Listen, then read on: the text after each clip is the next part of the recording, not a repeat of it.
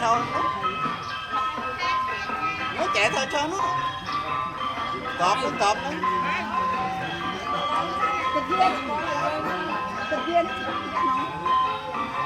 thịt viên nào đâu tóc lên đâu chia khẩu lợn đó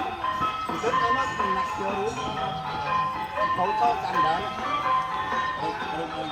giờ mùi nào giờ ấy muốn mà giờ ta đau tay kìa giờ ta nó vừa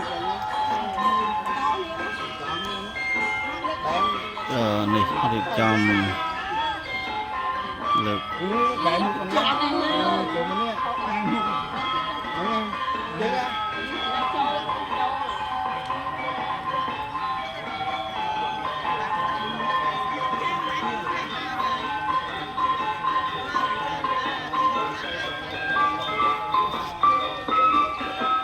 đàm dọc thượt cò tục rồi không đi liền chạy đây